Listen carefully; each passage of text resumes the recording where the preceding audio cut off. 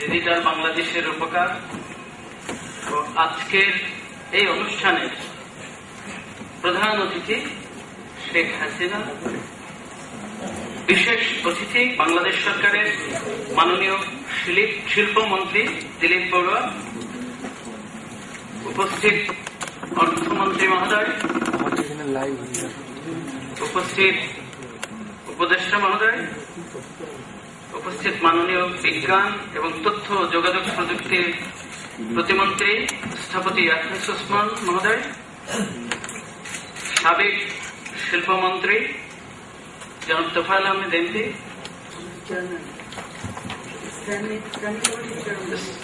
সংসদীয় স্ট্যান্ডিং কমিটির শিল্প বিষয়ক চেয়ারম্যান জনাব তোফায়েল আহমেদ এমপি, উপস্থিত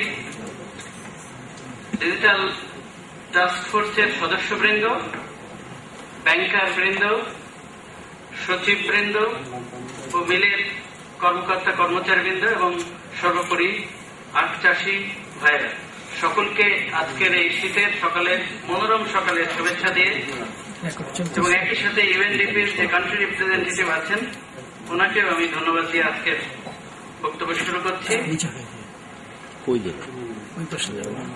ডিজিটাল বাংলাদেশ যে সত্যিকার অর্থে দারিদ্র দূরীকরণের একটি হাতিয়ার, তার একটা উৎকৃষ্ট উদাহরণ হচ্ছে পূর্তি। 1933 সালে এই অঞ্চলে চিনি কল স্থাপন করা হয়েছিল, কিন্তু এরপর 1972 সালে বঙ্গবন্ধু চিনি ও খাদ্য শিল্প কর্পোরেশন প্রতিষ্ঠা করে আখ চাষীদের স্বীকৃতি দিয়েছিলেন।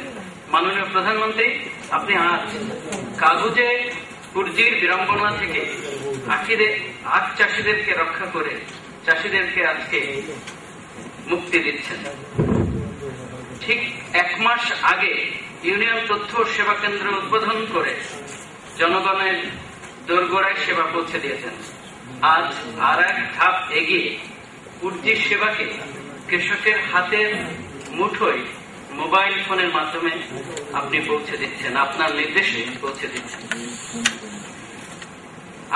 চাষীদের 100 বছরের দুঃখের নাম পুর্জি।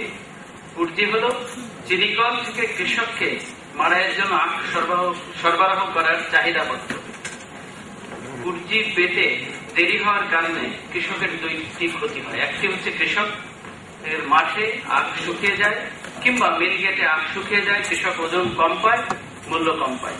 একইভাবে মিলও চিনির পরিমাণ কম পাওয়ার কারণে ক্ষতিগ্রস্ত হয়।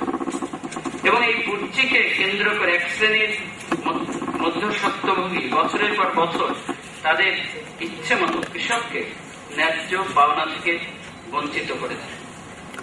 ডিজিটাল পুর্জি ব্যবস্থাপনায় চিনিকলের পুর্জি সরাসরি কৃষকের মোবাইল ফোনে চলে যাবে, তাতে কৃষক সাথে সাথে মিলে আখ আনতে পারবে, একই সাথে সঠিক সময়ে মিল থেকে তার আখের দাম পাবে এবং চিনি কলগুলো তাজা আখ পেয়ে তাদের আখ থেকে চিনির পরিমাণ বাড়াবে।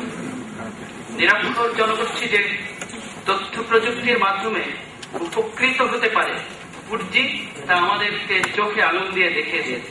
আমাদের অনেকেই বলে থাকেন আমাদের দেশে প্রায় 50% নিরক্ষর, সুতরাং তাদের কাছে এই ধরনের ব্যবস্থা বা ডিজিটাল ব্যবস্থা তেমন একটা সুফল হয়ে আনবে না। আজকে তারই একটা জ্বলজ্যান্ত প্রমাণ আমরা দেখতে পাবো, কিভাবে আখ চাষিরা যদি নিরক্ষর হয় তাহলেও তিনি পুর্জির মাধ্যমে, ইলেকট্রনিক পুর্জির মাধ্যমে তিনি তার অর্থনীতিকে সবল করতে পারেন, তিনি তার ন্যায্য পাওনা বুঝে নিতে পারবেন, তিনি সঠিক সময়ে তার পাওনাটা তিনি জানতে পারবেন। মাননীয় প্রধানমন্ত্রী, সেবা আমাদের উদ্দেশ্য। কম্পিউটারাইজেশন বা অটোমেশন এর যৌক্তিক পরিণতি। আমরা ম্যানেজমেন্ট বাই অবজেক্টিভ অনুসরণ করছি। মাননীয় প্রধানমন্ত্রী, আপনার নির্দেশে তাই আমরা প্রতি মাসে অন্তত একটি ডিজিটাল সেবা উদ্ভাবন এবং তা দেওয়ার চেষ্টা করছি। আমরা অবশ্য ইন্টারনেট ব্যবহারকারীদের শতকরা হারে পার্শ্ববর্তী দেশের তুলনায় পিছিয়ে আছি, তবে এ বিষয়ে ব্যাপক প্রচেষ্টা নিচ্ছেন মন্ত্রণালয়ের সচিব মহোদয়ের সাথে আমি কথা বলে দেখেছি যে ব্যান্ডউইথের দাম 17,400 থেকে কমিয়ে 12,000 বা তার কাছাকাছি একটা পরিমাণে আনা হবে। এটা একটা অত্যন্ত শুভ লক্ষণ। এতে করে আমাদের ইন্টারনেট ব্যবহারকারীর সংখ্যা দ্রুত বাড়বে। এখন আমরা G2 সৃষ্টি করে দিলে ইন্টারনেটের গতি বাড়বে, আমরা ছবি পাঠাতে পারবো, ডেটা পাঠাতে পারবো এবং আরো অনেক কিছুই আমাদের জন্য সহজতর হবে এবং সে বিষয়ে কাজ এগিয়ে চলেছে। অন্যান্য সংস্থাও ই-পূর্তির অভিজ্ঞতা কাজে লাগাতে পারে। ই-পূর্তির ব্যবস্থাকে একটু পরিবর্তন করে তারাও বিভিন্ন সেবা জনসাধারণের কাছে আনতে পারে।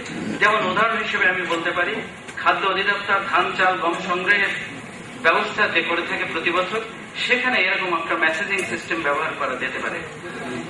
আমি শিল্প মন্ত্রণালয়কে এই অগ্রণী ভূমিকা নেওয়ার জন্য, তাদের পূর্তির বিষয়ে আগ্রহ দেখানোর জন্য এবং এ বিষয়ে বাস্তবায়ন করার জন্য আমি মাননীয় মন্ত্রী মহোদয়কে বিশেষভাবে ধন্যবাদ জানাচ্ছি। আমি ধন্যবাদ জানাচ্ছি চিনি ও খাদ্য শিল্প কর্পোরেশনের চেয়ারম্যান মহোদয়কে। উনি আমাদের চেয়ে অনেক সিনিয়র, এমনকি ওনার মন্ত্রণালয়ের সচিব মহোদয়ের চেয়ে সিনিয়র। তা সত্ত্বেও আমি ওনাকে কখনোই হতাশ হতে দেখিনি, কখনো মনে হয়নি যে উনি পিছিয়ে পড়ছেন। উনি সবসময় উদ্দীপ্ত ভাবে কাজ করছেন, পূর্ণোদ্যমে কাজ করে যাচ্ছেন এবং এই 15টি চিনি কলকে আমার মনে হয় নতুন প্রাণ দিয়েছেন। তাকে অসংখ্য ধন্যবাদ, তার প্রতি আমাদের কৃতজ্ঞতা।